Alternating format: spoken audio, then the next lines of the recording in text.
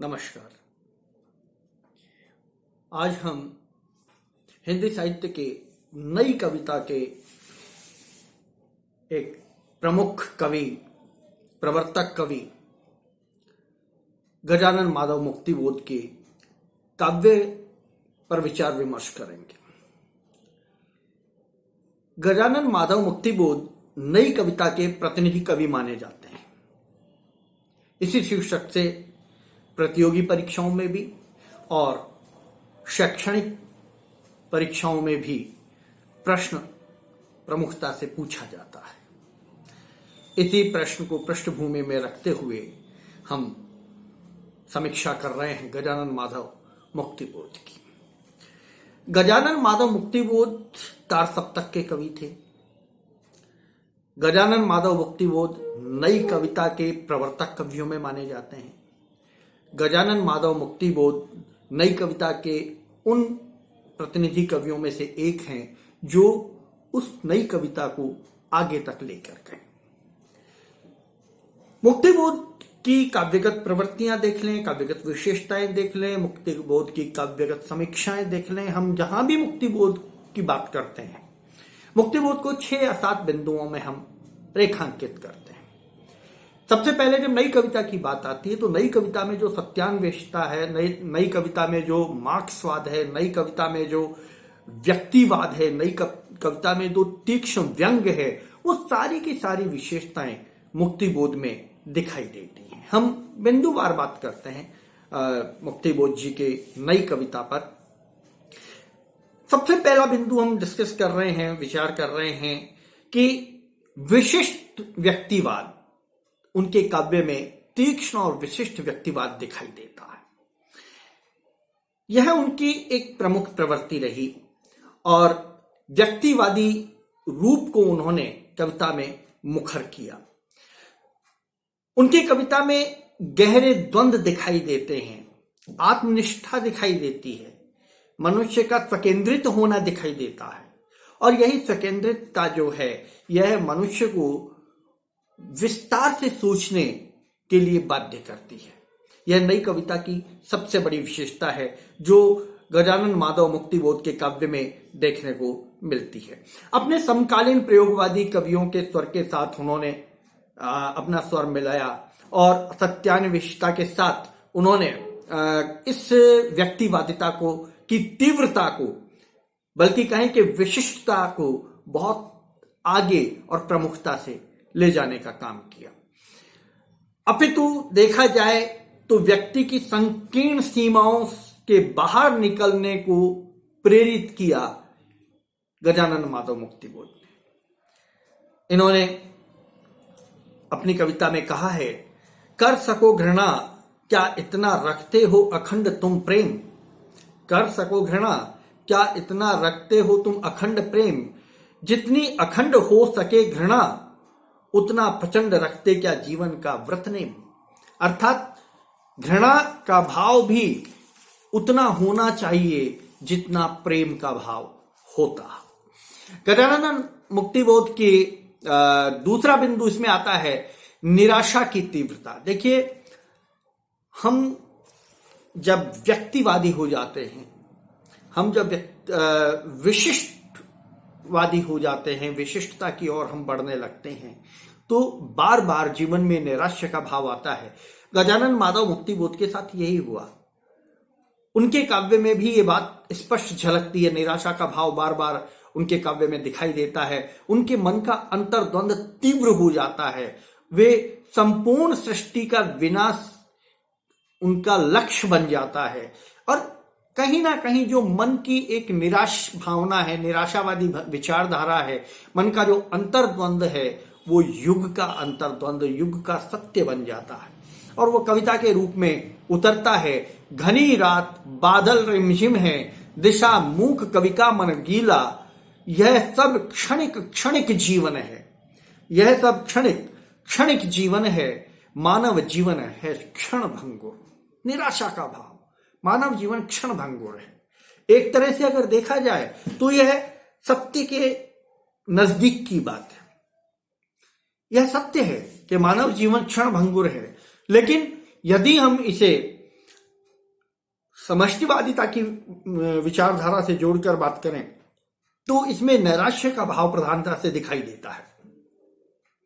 जब हम जीवन को यह सोचकर कि तो क्षण भंगुर है और महत्व देना छोड़ देते हैं, तब जाकर निराशा का भाव हावी होने लगता है, निराशा का भाव घेरने लगता है और वो कवि की कविताओं में कई बार जगह जगह दिखाई भी देता है। अगले बिंदु में आता है आत्मालोचन। कवि किसी भी कालखंड का रहा हो, आदिकाल का रहा हो, भक्ति काल का रहा हो, रीतिकाल का रहा हो, आधुनिक काल का रहा हो, छायावाद का रहा हो, प्रयोगवाद का रहा हो, प्रगतिवाद का रहा हो और फिर नई कविता का कवि आ जाता है माधव मुक्तिबोध। मुक्तिबोध जी ने आत्मलोचन किया। उनका आत्मालोचन जो है वह अंतर्द्वंद की तीव्रता है, अंतर्द्वंद की तीव्रता का परिचायक जो है वो उनका आत्मालोचन की प्रवृत्ति है और इसमें बौद्धिक सूक्ष्म अंतर्दृष्टि सहायक रहती है। साथ ही अंतर्द्वंद से मुक्ति पाना, अंतर्द्वंद की त्रासदी भोगना, यह उस कवि की व्यवस्था हो जाती है और इसी व्यवस्था के पश्चाताप के परिणाम स्वरूप कवि कहता है, आत्मवंचना पीड़ित मेरा तिमिर मगर उर बिंबित मुख पर, आत्मवंचना पीड़ित मेरा तिमिर मगन उर बिंबित मुख पर, सिर उठा मैं अश्रु मलिन मुख अपने अंतर के दर्शन कर, अपने अंतर के दर्शन करके शिहर उठा, अश्रु जो है मुख को मलिन करने लगे। कारण कि मेरे अंदर जो है वास्तविकता जो है वो मैंने देख ली, उसके मुझे दर्शन हो गए। मैं बाहर से कुछ और दिखाई देता हूं, मैंने अंदर अपने कितने द्वंद्व पाल रखे हैं। जब मेरा स्वयं का साक्षात्कार अपने द्वंद्वों से हुआ तो कवि कहते हैं कि मैं सिहर उठा, वह देखने योग्य नहीं था। ऐसी स्थिति में कवि अपने आप को महान सिद्ध करने की कोशिश करता है या अपने आप को महान बताने की कोशिश करता है। हे महान, तब विस्मित उर से दृढ़ परिरंभन की क्षमता दो, तब स्नेहोष्ण हृदय का स्पंदन सुन पाने की आकुलता दो। इतनी आकुलता दे दो हे महान, हे परमात्मा, हे ईश्वर, हे सर्वशक्तिमान जो भी हैं, मुझे इतनी हिम्मत दे दो कि मैं अपने हृदय के स्पंदन को सुन सकूं, हृदय की पीड़ा को सुन सकूं, हृदय की जो मेरी जो धड़कनें हैं उन धड़कनों के भाव को महसूस कर सकूं। कवि खुद इस बात के लिए ईश्वर से प्रार्थना करता है और यह एक तरह से आत्मा का परिष्कार है। यह कवि की आत्मा का परिष्कार है, उसकी व्याकुलता का आत्मालोचन इसमें दिखाई देता है। तो कवि स्वयं अपनी आत्मालोचन करते हैं, अपनी आत्मा को देखते हैं, अपनी आत्मा की आलोचना करते हैं और उसकी वास्तविकता को स्वीकार करते हैं। अगले बिंदु में आता है मार्क्सवादी दर्शन। देखिए, तार सप्तक के प्राय जितने भी कवि रहे वो मार्क्सवाद से प्रभावित तो थे, वो समाजवाद की कल्पना करते थे, वो समष्टिवाद की बात करते थे। मुक्तिबोध उनसे परे नहीं है, मुक्तिबोध उनमें से एक है। और मार्क्सवाद जो है सामाजिक व्यवस्था का एक ऐसा प्रारूप है जिसके तहत हम एक जैसे समाज की कल्पना करते हैं, समान समाज की कल्पना करते हैं, समाज की जो समानता है उसकी हम बात करते हैं। तो कवि पर, क्योंकि तत्कालीन परिस्थितियां भी ऐसी ही थी और देखा जाए कमोबेश तो आज भी आवश्यकता है उन परिस्थितियों की और उन विचारधाराओं की, तो कवि ने उन विचारधाराओं को अपने मन में, अपने मस्तिष्क में स्थान दिया और वह उस तत्कालीन सामाजिक व्यवस्था का असंतोष उनके मन में था जो उनकी कविता में भी आया।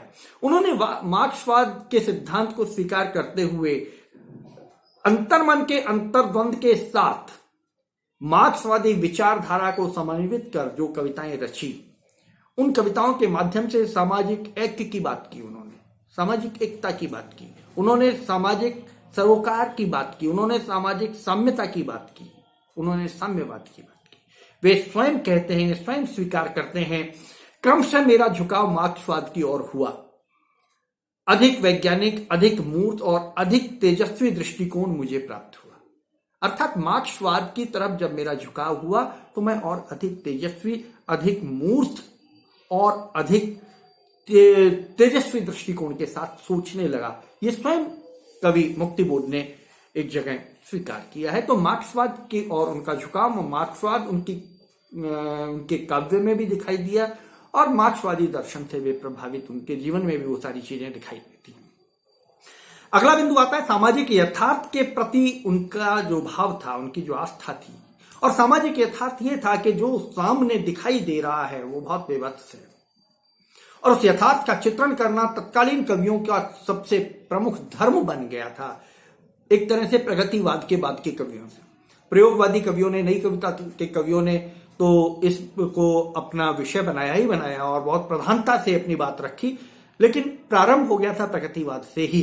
अर्थात सुमित्रानंद पंत की पीढ़ी से ये बात शुरू हो गई थी, उस परंपरा से बात शुरू हो गई थी। तो सामाजिक यथार्थ को उन्होंने अपने काव्य में दिखाया और बहुत स्पष्टता के साथ अपने काव्य में उन्होंने दिखाया यथार्थवाद को। एक तरह से सामाजिक यथार्थ के प्रति जो उनकी आस्था जो थी और हृदय में मध्यम वर्ग के प्रति जो उनके का प्रेम था, भाव था, और मध्यम वर्ग की पीड़ा जो उनके हृदय में चुभ रही थी, उनको उन्होंने अपनी कविता में बहुत सजीव और प्रभावपूर्ण ढंग से प्रस्तुत किया। वे कहते हैं, आज के अभाव के व कल के उपवास के व परसों की मृत्यु के, दैन्य के, महान अपमान के व क्षोभपूर्ण भयंकर चिंतन के उस पागल यथार्थ का दिखाता पहाड़ शाह।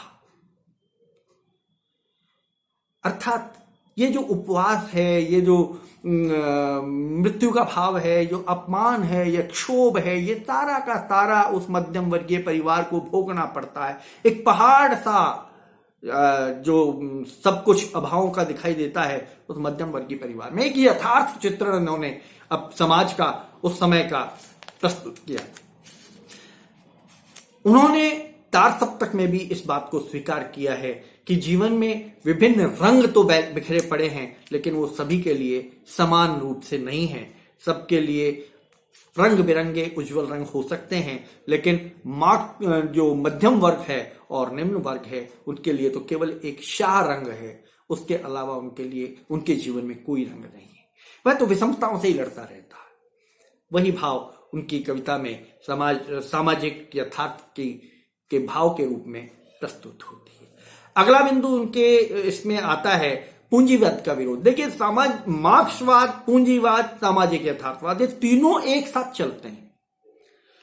और जो मार्क्सवाद को अपना लेता है, जो मार्क्सवाद की बात करता है, जो मार्क्सवाद से प्रभावित होता है, जो सामाजिक चेतना की बात करता है, जो सामाजिक यथार्थ की बात करता है, वह निश्चित रूप से पूंजीवाद से पीड़ित होकर ही करता है। और यह वर्ग, ये दो वर्ग हमारे समाज में हमेशा से रहे हैं और हमेशा से इस पूंजीवाद के विरोधी भी रहे हैं और साम्यवाद के, मार्क्सवाद के समर्थक भी रहे हैं। और हमेशा से यह आंदोलन चलता भी रहा है। ये कोई नई बात नहीं है। चाहे वो कवि हो, चाहे चिंतक हो, चाहे विचारक हो, चाहे लेखक हो, चाहे उपन्यासकार हो, चाहे कहानीकार हो, हर इस बिंदु पर सोचता है, विचार करता है और लिखता है। कहानीकार की कलम भी इस पर लिखती है और आलोचक की कलम भी इस पर लिखती है। कवि तो अपनी कलम से केवल यही बहाता है।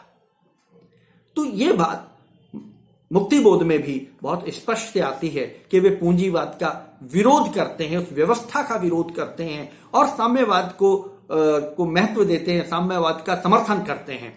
कहते हैं कि इतने प्राण, इतने हाथ, इतनी बुद्धि, इतना ज्ञान। इतने प्राण, इतने हाथ, इतनी बुद्धि, इतना ज्ञान, संस्कृति और अंतः शुद्धि।